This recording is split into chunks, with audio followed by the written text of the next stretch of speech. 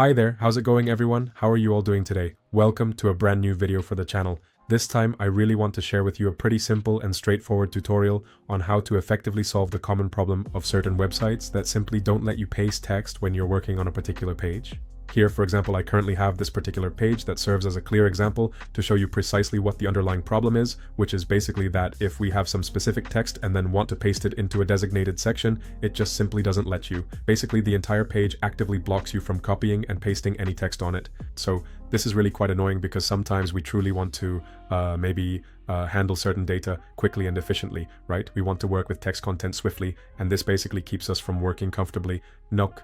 So what we're going to do to fix this persistent issue and allow the page to let us paste text, okay, without blocking us, is by using a specialized extension, an application that we need to install directly in our browser. In this particular case, I would recommend that you seriously consider using Google Chrome, or perhaps any other browser that can effectively utilize Chrome extensions, especially those based on the Chromium engine. This way you can easily install the very useful extension I want to share with you right now, which effectively solves this problem. And the extension is indeed called Enable Copy Paste. You can readily find it directly in the Chrome Web Store, and in any case, please don't worry because I'll be sharing it with you through a convenient direct link in the description of this video. So once you go directly to this page, what you need to do here is install the extension.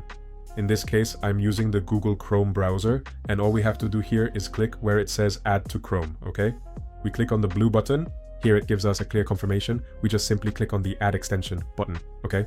We explicitly confirm that we truly want to add this particular extension, and now, as you can see, it's already successfully installed directly within our web browser. We can then conveniently click on the puzzle piece icon to easily open up that specific section, and from there we simply click on the small pin icon to be able to permanently pin it to the very top for quick access. Once we've done this, well, that's pretty much all we have to do.